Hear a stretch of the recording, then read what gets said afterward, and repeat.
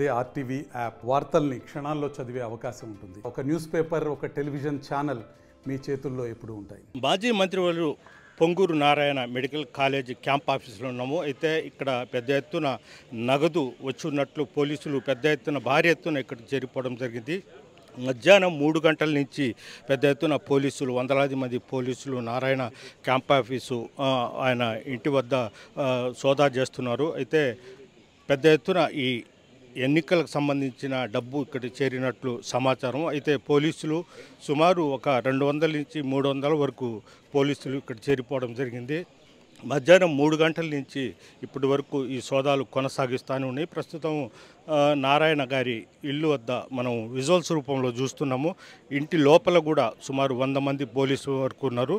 లోపలికి ఎవరిని వెళ్ళనీయకుండా పోలీసులు గేటు దగ్గరే కాపలా ఉన్నారు.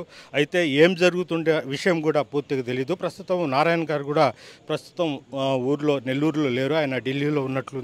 కేవలం వాళ్ళ సతీమణి రమాదేవి మాత్రమే ఉన్నారు. ప్రస్తుతం కొంతమంది ఇక్కడికి తెలుగుదేశం పార్టీ శ్రేణులు కూడా రావడం జరిగింది. అయితే పోలీసులు ఎవరిని లోపలికి వెళ్ళనీయకుండా ఇంట్లో సోదాలు జరుగుతున్నారు. పక్కాగా క్షుణ్ణంగా ప్రతి ఒక్క ఇది చిన్న కాగితం సహా పరిశీలిస్తున్నట్లు చేస్తున్నారు. కొంతమంది తెలుగుదేశం పార్టీకి చెందిన శ్రేణులు ఇక్కడ ఉన్నారు, వాళ్ళు మాట్లాడదాం. అసలు ఏం జరుగుతుంది సార్? కొండను తవ్వి ఎలుకను పడదామని వచ్చారు. కొండను తవ్వాను కానీ ఎలుక బొచ్చు కూడా దొరకలే. అటు ఉంది ప్రజెంట్ అధికార పార్టీ పరిస్థితి. ఏదో చేద్దామని చెప్పి వాళ్ళు ఏదో భయభ్రాంతి గురి చేద్దామని చెప్పి వచ్చారు. సరే, వాళ్ళ పని వాళ్ళు చేసుకుంటున్నారు. మేము కూడా వచ్చి చూస్తున్నాం ఏందో అని. ఇప్పుడు నారాయణ గారి ప్రభంజనాన్ని తట్టుకోలేక భయభ్రాంతులై రాష్ట్రంలో 175 నియోజకవర్గాలు తెలుగుదేశం పార్టీ ప్రభంజనాన్ని చూసి ఓర్వలేక తట్టుకోలేక ఈ పిరికి జగన్ ప్రభుత్వం చేస్తున్న పిరికి చేష్టలు ఇవి. దానికి మేము పెద్ద భయపడడం లెక్క చేయడం అంత అవసరం లేదని చెప్పి నా అభిప్రాయం. ఎందుకంటే నారాయణ గారు ఏంటంటే ఎంతోమందికి సామాజిక సేవ రూపంలో హాస్పిటల్ రోగులకు సేవ చేస్తున్నారు. అది మొదటి నుంచి ఉంది. ఇప్పుడు కొత్తగా ఏం చేస్తున్నారు ఆయన? అది మామూలు విషయం, అంతే తెలిసిన విషయాలే. ఆయన గారి యొక్క క్యారెక్టర్ మీద దెబ్బ కొట్టే విధంగా ప్రవర్తిస్తూ ఏదో భయభ్రాంతి గురి చేద్దామని అనుకుంటే అది పొరపాటు. అది ఆకాశం మీద ఉమ్మేసినట్టే. కాబట్టి ఒకటే చెప్తున్నాను, ఇలాంటి చేష్టలతో, ఇలాంటి పిరికి చేష్టలతో జగన్ ప్రభుత్వం ఏదైనా ఇటువంటి పిచ్చి పిచ్చి పనులు చేస్తే ప్రజలు సహించరు. ఆల్రెడీ ఫిక్స్ అయిపోయారు రాష్ట్రం అంతా. నెక్స్ట్ ప్రజెంట్ నెల్లూరు అంతా అది ఫిక్స్ అయిపోయినారు. ప్రజలందరూ ఏ ఇంటికి పోయినా కూడా నారాయణ గారి పేరు చెప్తున్నారు. అది చూసి సహించలేక భరించలేక ఇలాంటి పనులకు పాల్పడుతుందని చెప్పి నేను క్లియర్గా చెప్తున్నాను. ఇలాంటి వాటికి మేము లెక్క చేసే పరిస్థితి లేదు. మా పని మేము చేసుకుంటాం, పార్టీక్రమం నిర్వహణ చేస్తున్నాం, ప్రజల దగ్గర వెళ్తాం, ప్రజలు అభ్యర్థిస్తాం ఓటు. ఖచ్చితంగా వచ్చే ఎన్నికల్లో రేపు 1,00,000 ఓట్ల మెజారిటీ మేము నారాయణ సార్ని గెలిపించండి. మేము కంకణబద్ధులై కూర్చున్నాం. టోటల్ పార్టీ క్యాడర్ మొత్తం అంత ఏకతాటి నడుస్తున్నాం. అంతే ఇక్కడ అందరం ఒక్కరుగా ప్రతి ఒక్కళ్ళం ప్రజలందరూ మాతో కలిసి ఉన్నారు. మాకు అది చూసి భరించలేక ఇట్లాంటి పిచ్చి చేష్టలు అంతమించి ఏమని చెప్పండి. డోంట్ కేర్, లెక్క చేయం. అంటే ప్రధానంగా ఏంటంటే సమాచారం మేరకే ఈ దాడులు చేస్తున్నామని కూడా పోలీసు అధికారులు చెప్తున్నారు. దాని మీద ఏమండి, సమాచార రాష్ట్రంలో ఇసుక దోపిడీ చేసే వాళ్ళ దగ్గర సమాచారం ఉంది ప్రభుత్వం దగ్గర. మరి చేస్తుందా? చేయట్లేదు. భూకుంభకోణాలు వాళ్ళు చేసే వాళ్ళ దగ్గర సంబంధించిన సమాచారం ప్రభుత్వం దగ్గర ఉంది. ప్రభుత్వం చేస్తుందా? లేదు. శాండ్ ల్యాండ్ మాఫియాలు విజృంభిస్తున్నాయి. ప్రభుత్వం చేస్తుందా? వాళ్ళ మీద ఇవన్నీ చేయట్లేదు. మైన్ మాఫియాలు ఉన్నాయి, చేస్తున్న ప్రభుత్వం వాళ్ళ మీద ఎంక్వైరీ లేదు. ఏమీ లేని వాళ్ళ దగ్గర వచ్చి ఇక్కడికి వచ్చి చెక్ చేసి లాహమైందండి. దమ్ముంటే వాళ్ళ మీద చెక్ చేయండి. ఎందుకంటే మీకు మీ భోగతం అంతా బయటపడింది. అసలు చేస్తుంది వాళ్ళైతే అక్కడ వాళ్ళను వదిలిపెట్టి ఇక్కడేదో రోగులు సేవలు చేస్తుంటే రోగులు ఆపడము, మనుషులు ఆపడం ఏంటండి పిచ్చి చేష్టలు, పిల్ల చేష్టలు. కాకపోతే నవ్వుతుందండి నెల్లూరు అంతా. ఈరోజు రాష్ట్రం అంతా నవ్వుతుంది. ఇప్పుడు ఈ సరే చూసి అక్కడ షేమ్ జగన్ ప్రభుత్వం. సిగ్గుచేటయ్యా ఇదంతా చేయడం. ప్రజల్లో పరపతి కోల్పోయిన మీరు ఇలాంటి పనులు చేస్తే ఎవరైనా హర్షిస్తారా? మీకు పోయే కాలం దగ్గర పడింది, చేసుకుంటున్నారు. మీరే గబ్బు పట్టిపోతారు. అంతమించి ఏముంది? నారాయణ గారు కూడా లేరు. ఇప్పుడు ఎవరు ఉన్నారు ఇంట్లో? సరే, వాళ్ళ కుటుంబ సభ్యులు ఉండొచ్చే థింగ్. నేను లోపల నాకు తెలియదు. మాకు ఇప్పుడే వచ్చాను నేను కూడా. సరే, ఎవరున్నా లేకున్నా ఈ పద్ధతులు ఏంటంటున్నాను నేను. ఇలాంటి పిరికిచర్యలు ఏంటి? ఇలా భయభ్రాంతి గురి చేయడం ఏంటి? క్యాడర్కి రానికుండా అక్కడ రోగులకి లోపల రానికుండా అన్ని టెస్ట్ చేసుకుని అక్కడ హాస్పిటల్లో కాలేజీలలో వాళ్ళు వచ్చిందే పని వాళ్ళు చెక్ చేస్తుంది. ఎక్కడ ఏంటంటే ఇదంతా కరెక్ట్ కాదు. ఇది అద్దెండి డేటా, ఇడ్డండి డేటా.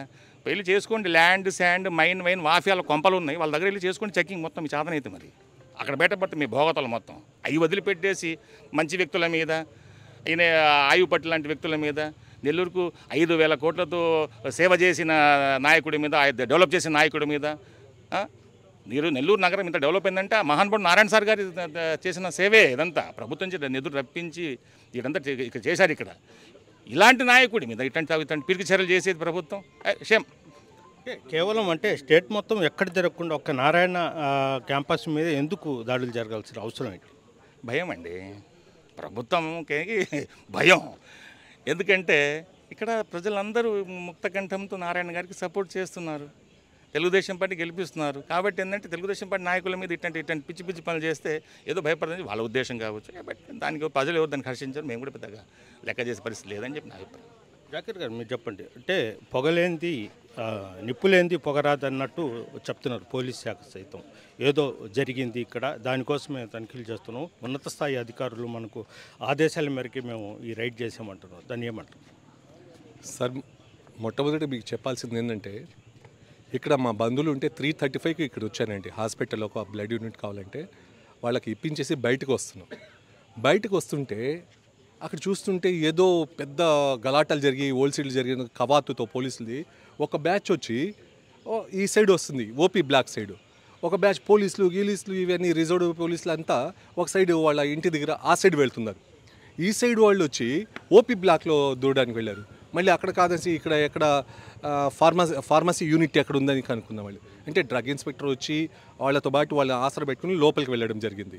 ఇది మన హాస్పిటల్, జనరల్ హాస్పిటల్లో. ఇక్కడికి వచ్చేసి ఏం జరుగుతుంది ఎవరికి ఆ స్టాఫ్కి అర్థం కావట్లేదు, ఏం లే.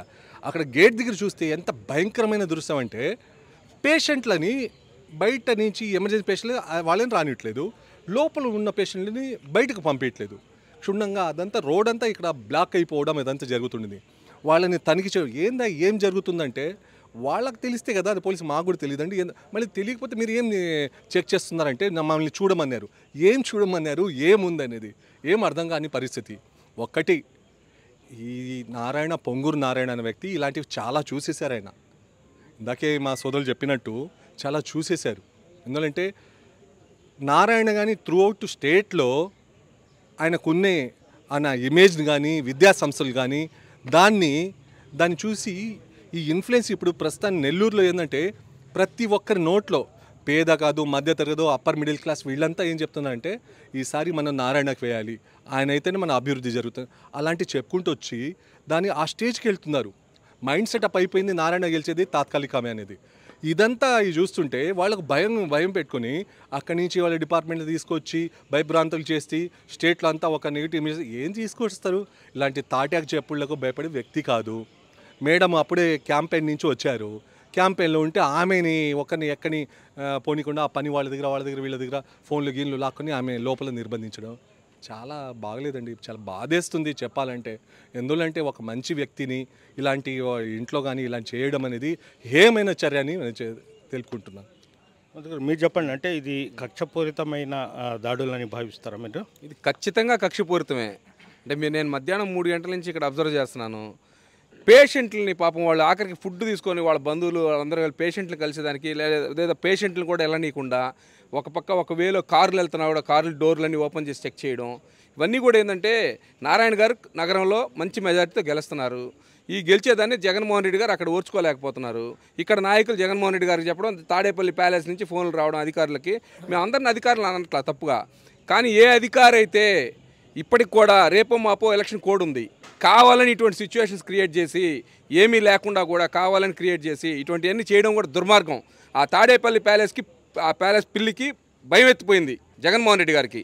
తెలుగుదేశం గవర్నమెంట్ రేపు చంద్రబాబు నాయుడు గారు ముఖ్యమంత్రి అవుతున్నారు, నారాయణ గారు మంచి మినిస్ట్రీ హోదా వస్తుంది, రేపు ఖచ్చితంగా కూడా వీళ్ళు మనల్ని ఇబ్బంది పెడతారని చెప్పి ఇప్పుడే మనం స్ట్రాటజీ ఉపయోగించి వీళ్ళ కుటుంబాన్ని భయభ్రాంతులు చేయాలని జగన్మోహన్ రెడ్డి గారి ప్లాను. కానీ ఆ ప్లాన్లో భాగంగా నారాయణ సార్ ఇటువంటి భయాలు ఎన్నో చూసినాడు. ఆయన ఎటువంటి భయపడడానికి సిద్ధంగా లేడు. బ్రహ్మాండంగా ధైర్యంగా ఉన్నాడు, కార్యకర్తలకు ధైర్యం చెప్తున్నాడు. బ్రహ్మాండంగా ఈరోజు నగరంలో మొత్తం సుడిగాలి పర్యటన చేస్తున్నారు. ఈరోజు రమా మేడం ఉంది, భారీగా నా భర్తకి ఓటేయండి అని చెప్పి ప్రతి ఏరియాకి వెళ్ళి తిరుగుతుంది. అలాగే కూతుర్లు 2 ఉన్నారు, వాళ్ళిద్దరు కూడా మా డాడీకి ఓటేయండి అని చెప్పి వాళ్ళు అడుగుతున్నారు. ఓటర్లని ప్రాధాయపడుతున్నారు. ఇవన్నీ కూడా చూసి ఓర్చుకోలేక ఇటువంటి సిచ్యువేషన్స్ క్రియేట్ చేసి ఏందండి మరి 350 మంది, సుమారుగా 350 మంది పోలీసులు, మీరు చూడండి మీడియా మిత్రులు కూడా, ఎక్కడ పెట్టినా police vehicles, police jeeps, police ఇవి అన్నీ కూడా ఎక్కడ పెట్టినా. ఇప్పుడు చూడండి, ఇక్కడ చూడండి మీరు, లోపల కూడా ఎంతమంది పోలీసులు ఉన్నారు, ఇక్కడ బయట ఎంతమంది ఉన్నారో ఇక్కడ చూడండి. వీళ్ళు కూడా ఎక్కడి నుంచో మొత్తం బెటాలియన్ నుంచి కూడా, ఆఖరికి వెంకటగిరి బెటాలియన్ నుంచి కూడా వచ్చేసారు. కేవలం వాళ్ళు ఎవరిని అడ్డం పెట్టుకొని లోపలికి వచ్చారంటే ఓన్లీ డ్రగ్ ఇన్స్పెక్టర్. ఒక డ్రగ్ ఇన్స్పెక్టర్ అయితే మెడికల్ కాలేజ్ చెక్ చేసేదానికి అతనికి ఉంటాయి కాబట్టి, లిమిట్స్ ఉంటాయి కాబట్టి అతన్ని అడ్డం పెట్టుకొని పోలీస్ అంతా లోపలికి రావడం జరిగింది. ఇవన్నీ చూస్తుంటే ఘోరంగా ఉంది. వన్ సైడ్ వారండి ఈసారి. ఖచ్చితంగా టీడీపీ, చంద్రబాబు నాయుడు గారు ముఖ్యమంత్రి అవుతున్నారు. రేపు వీళ్ళే నేర్పించారు. రేపు గవర్నమెంట్ వస్తే ఏం చెయ్యాలా అనేది, వైఎస్ఆర్సీపీ గవర్నమెంటు ఏం చేయాలా అనేది కూడా అధికారులను కానీ లేకపోతే నాయకుల్ని కానీ ఏం చేయాలనేది కూడా వీళ్ళే నేర్పించారు.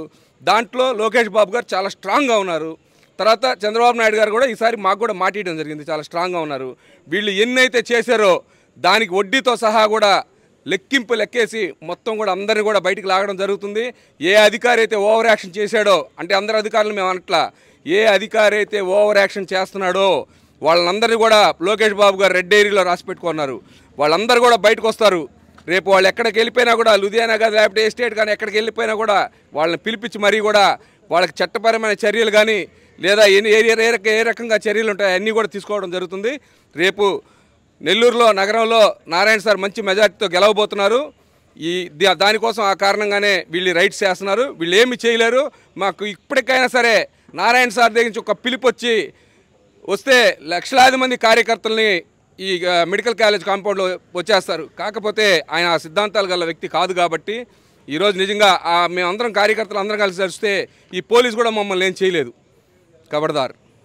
మీరు చెప్పండి, అంటే ఎన్నికలు నోటిఫికేషన్ వచ్చిన తర్వాత డబ్బులు లావాదేవీలు వెళ్ళడం పెట్టడం వద్దన కష్టం. దానికోసం ముందుగానే కోట్ల రూపాయలు క్యాంప్ ఆఫీస్కి చేరిపోయినట్లు పోలీస్ అధికారులు కూడా వాళ్ళకు సమాచారం ఉంది. దీనికోసమే సోదా చేస్తున్నారని కూడా అధికారులు చెప్తున్నారు.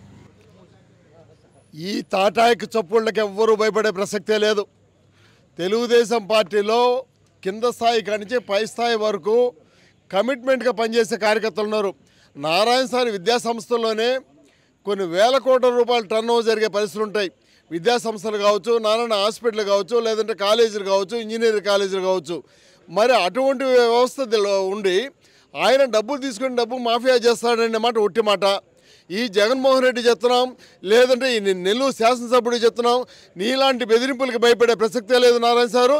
అదేవిధంగా ఆయన ఫాలోయర్స్గా మేము కూడా భయపడే ప్రసక్తే లేదు. నీవు పెట్టే కేసులకి ఎవరు భయపడే ప్రసక్తి లేదు. రొట్టెకి రొట్టెన్నర ఖచ్చితంగా మేము పెడతాం. దాంట్లో అనుమానించాల్సిన అవసరం లేదని చెప్పి మేము తెలియజేస్తున్నాం.